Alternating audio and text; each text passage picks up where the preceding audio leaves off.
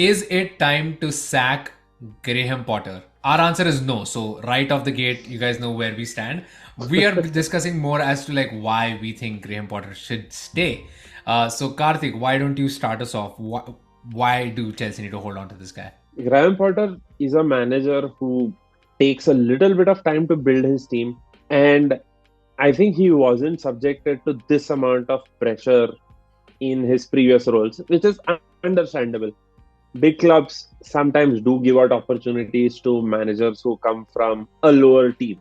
But the amount of pressure that he's facing right now is something that he's never dealt with. And this is his first full season. So if you can't really give a manager one or at least two full seasons, they really need 2 to 3 transfer windows to get their players, get a system in place.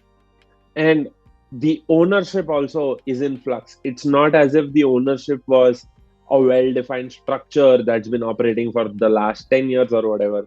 There's a new ownership who are, honest to God, very, very clueless. I mean, clueless is saying it lightly. I think so. I would really want to know what you think about how that's going down. So yeah, again, I don't think they need to. They should sack Graham Potter. And the best example is back home, right? Mikel Arteta, horrible first season.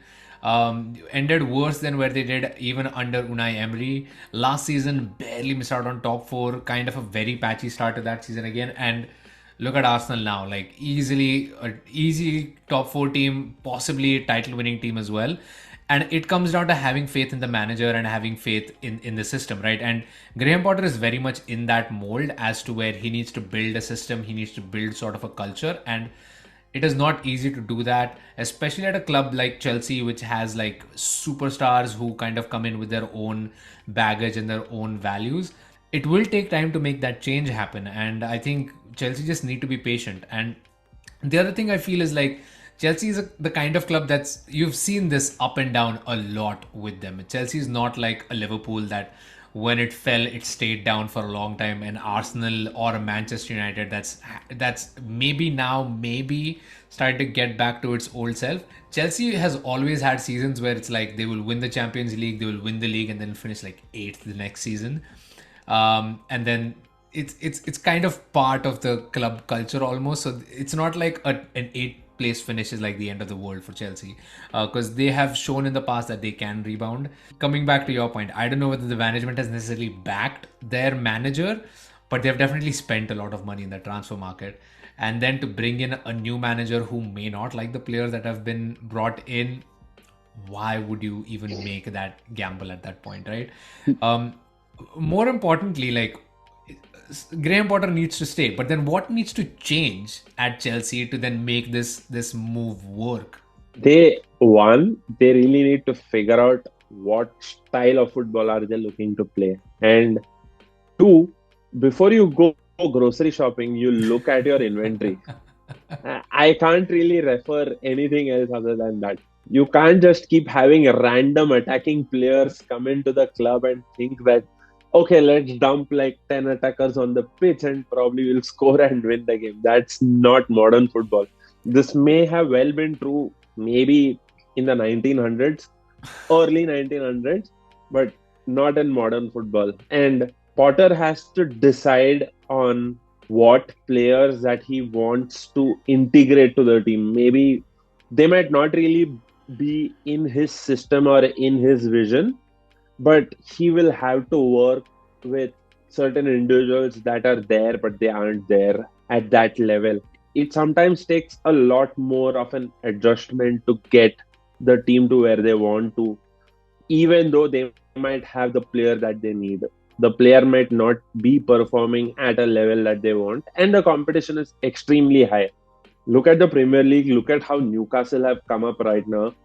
Every other team is bringing a surprise, and that should not be bad news for Chelsea. That should just signal intent that it's time to take the difficult parts of the rebuild ahead.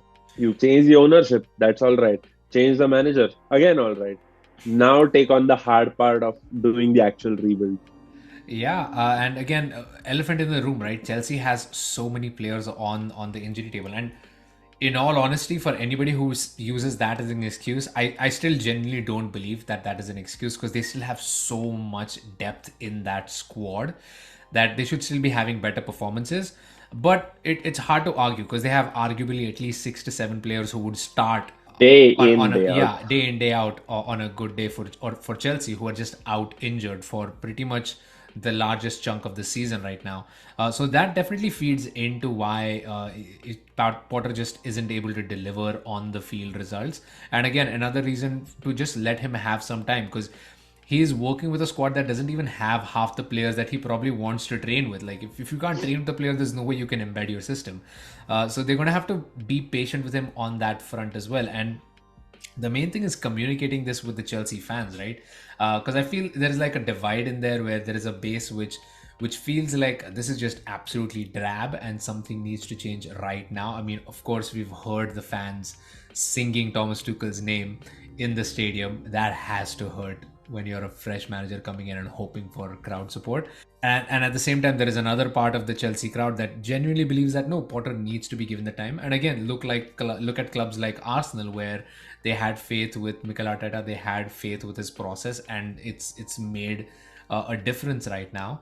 And finally, like you said, that it doesn't seem like it right now, but maybe there is some logic behind the transfer moves going into the transfer market. I mean, Chelsea have already spent north of 300 million in players that have already come in, plus another 100 million or so of promised players. Like, I think Nkunku is a done deal at this point. Apparently, Guardiola might be in the works as well. Enzo Fernandez, there's a bid gone in there. We don't know whether it's actually going to happen or not.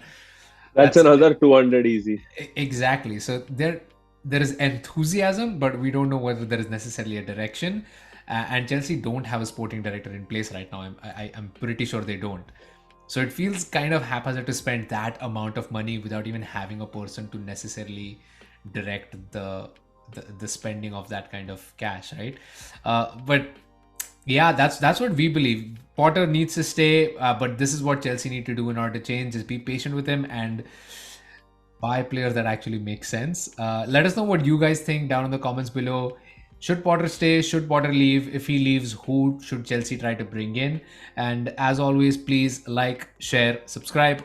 We will see you guys next time.